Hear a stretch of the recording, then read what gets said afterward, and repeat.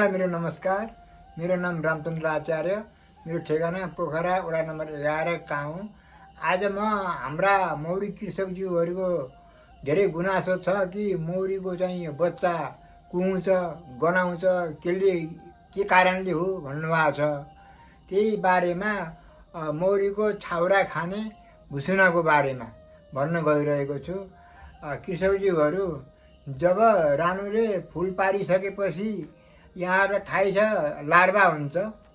जब larva अवस्थामा त्यो चाहिँ जुन हुन्छ भुसुना, त्यो लार्वा भएको ठाउँमा भित्र पस्छ र चुपचाप लाएर बस्छ। बसी भ्याएपछि अनि जब चाहिँ यो चाहिँ कर्मीले प्युपा अवस्थामा पुर्याउनको लागि लार्वालाई बन्द गर्छ, यानि सिल गर्छ। त्यस अवस्थामा अनि त्यो छाउरा खाने जुन भुसुना भने मैले मौरीको बच्चा खाने जुन भुसुना, त्यो चाहिँ भित्र बसिरहेको अवस्थामा त्यो जब बन्द भइसकेपछि मौरीको रगत रसहरू पुरा शरीरको जब चुसेपछि भित्रै चाहिँ मौरी मर्छ। प्रायः जसो त भित्रै मौरी मर्छ र त्यो चाका पनि एकदमै नराम्रोसँग गनाउँछ।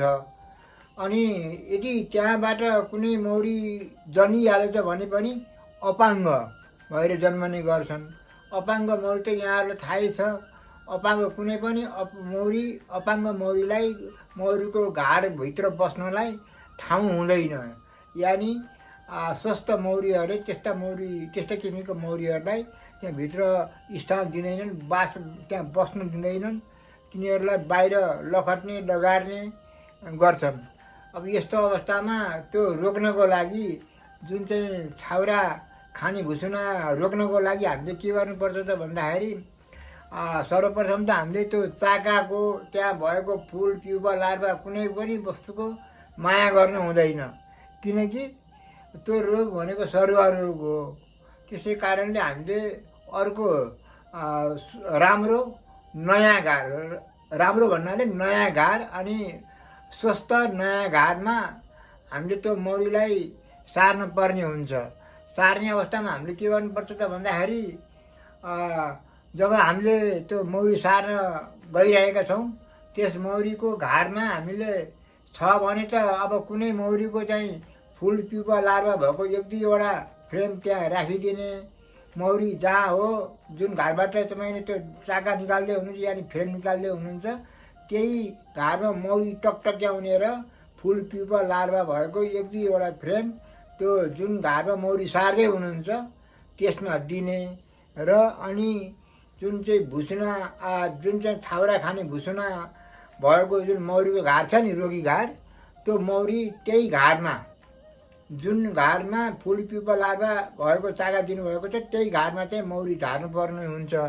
मौरी झारेर अनि त्यहाँ भएको जुन पुरानो चाकाहरूलाई आगोमै जलाइदिनु पर्ने हुन्छ।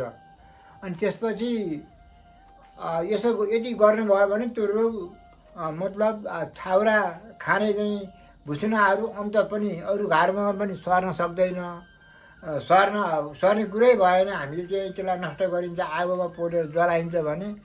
अनि त्यसपछि त्यहाँ भएको जुन मौरी राख्नुहुन्छ त्यसको दिन प्रतिदिन, अब रोग त छैन नि, रोग नभएपछि त्यही पुरानो मतलब चाहिँ नयाँ घारमा अब रोग नभएको चाकामा बसेर उनीहरूले राम्रो प्रगति गर्छन् र मौरीको चाहिँ नि दिन प्रतिदिन वृद्धि हुँदै जान्छ र तपाईँको घार बच्ने हुन्छ।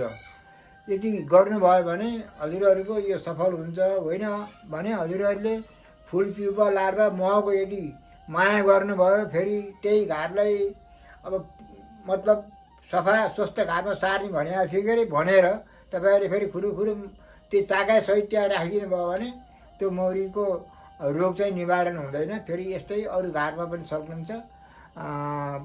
यदि भन्दै हजुरहरूलाई कस्तो लागेको छ भिडियो, यदि हजुरहरूलाई राम्रो लागेको छ भने भिडियोलाई लाइक गर्नुहोला र मेरो यो YouTube channel Nepal bee keeping YouTube च्यानललाई सब्सक्राइब गर्न नभुल्नुहोला। अनि मौरीकै बारेमा हजुरहरूलाई अरू पनि केही थप ज्ञान चाहिएको छ भने मैले जानेका कुराहरू मैले पक्कै पनि हजुरहरूलाई भनिदिने छु। सम्पर्क गर्नुहोला। मेरो सम्पर्क नम्बर यस प्रकार छ कि 98 60 53 12 24मा हजुरहरूले सोझै फोन गर्न सक्नुहुनेछ भन्दै यहाँहरूको दिन सधैँ सुखमय रहोस्। हस्त यहाँहरूबाट म बिदा चाहन्छु। नमस्कार।